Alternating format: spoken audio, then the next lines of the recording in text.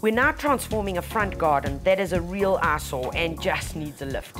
Now we must make our solar lights that will be the feature and the main man of the garden.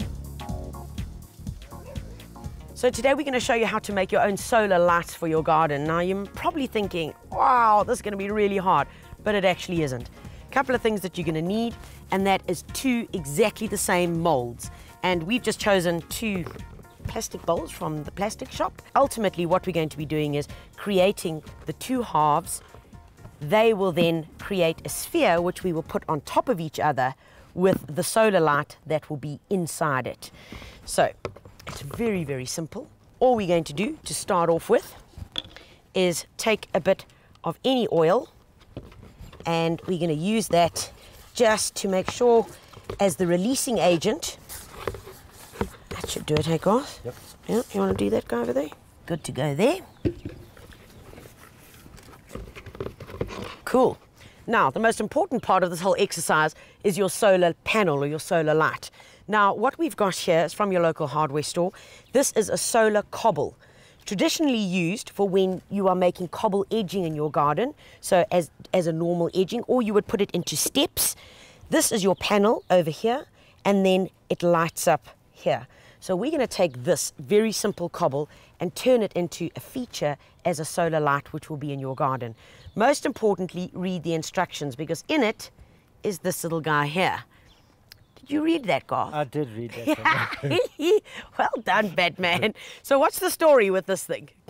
Tanya, the magnet's got something to do with the panel, that it'll just stop it from charging. Okay. Yeah, and the light won't come on. Okay. Yeah. So it's important that you take it off, because if you've put this little guy in your mixture and he's solid as a rock and you ain't taken this little thing out, well, there's no way you're going to charge this up come hell or high water. Next thing is that we are going to put a little bit of our releasing agent on top of the cobble as well. Lovely. He is going to go in the center of the bottom of one of the molds.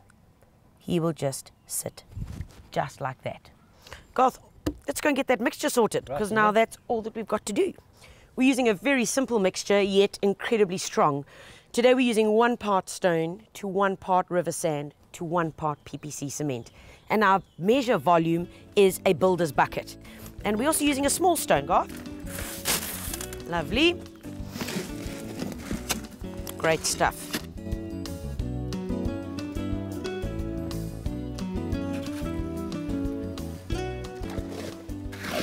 What do you think, Garth? Great mix, Tanya. Nice. Just what we need. And sloppy. Yep. Thick yogurt. Ooh, gorgeous. Okay, let's get a bucket.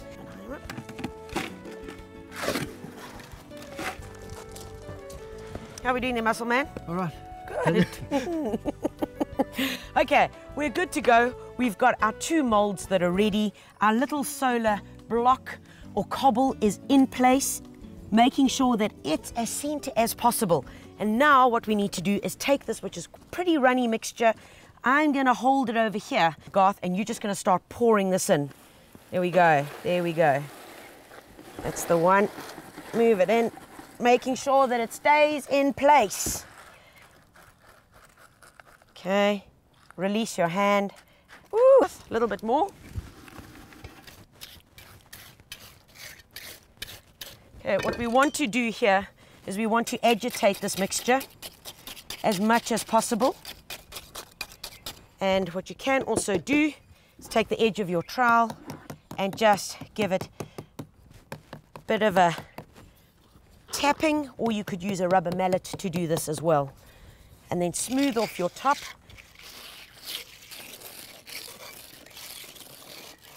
Remember, the second one does not have the little cobble in it. This is going to form the other half of our mold. Okay, Garth?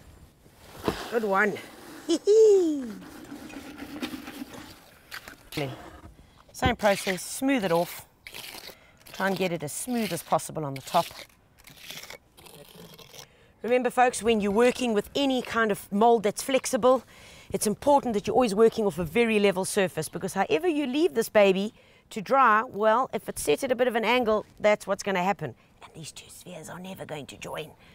Finish it off as smooth as you can. Final bit. Give it a wipe. Because it is a bit thicker, it's going to take approximately 2 days to dry. That's important that you leave it. And how do you know when it's dry? When it's changed color. Alrighty folks, so these are 2 of the halves that we made earlier. 2 halves put together. There is the little solar panel, and you can see different sizes. We've got the medium and the large over here because we're wanting to use 3 of these in the garden that we're going to be working in. This is the 3rd one that hasn't been opened up yet. So Garth, you open that side and I'm going to hook this side off. And you'll see because of the releasing agent, away it comes. Dead easy. Absolutely easy. Only part you've got to worry about is your fingers getting stuck underneath here when you turn the oakie upside down. And we'll show you what it's going to look like. There's the one half. Garth, you're going to slide the other half on top. Beautiful, baby. Beautiful. Now, you're probably looking at it and saying, but ew, what about that over there? But that gets dealt with in a special way, in a very, very easy way. But the most important thing is that you put this and you do these finishing touches when these are in location. In other words, when you don't have to move them anywhere.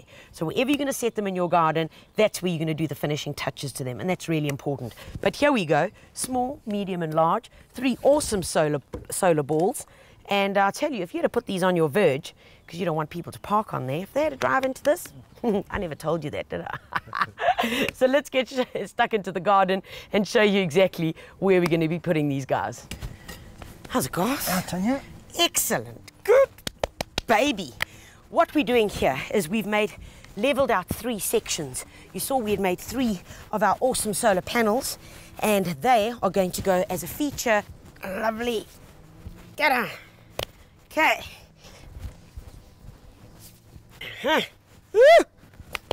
What we've got here is a lovely slurry. This is like your favorite whipped cream ready to go on some strawberries. Except the strawberries in this case are the bottom halves of our solar panels. And all we're going to do, it's going to be like making macaroons, joining them together. You need the bit that's going to hold them.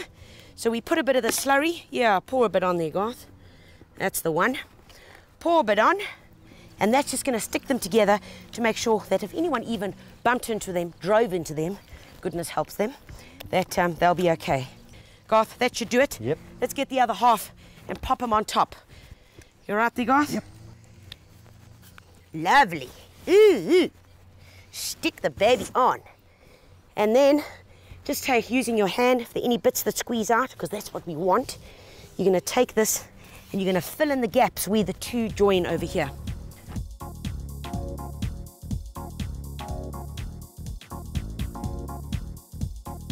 Simply beautiful, baby. The last finishing touch to these, to make them nice and uniform, is to give them just a bag wash with some cement slurry. Of course, you could become even more creative at this point. You could take a few pebbles, you could take some mosaics and start sticking them along here. So you know what? Anything is possible. We finished with the slurry work, and you can see that they've taken on a whole new organic look. Very rough, very textured, and that is going to work perfectly with the plants that I've chosen to go into this bed. We're going with some aloes, some succulents, grasses, and then, pow, a bit of summer colour just to finish it off.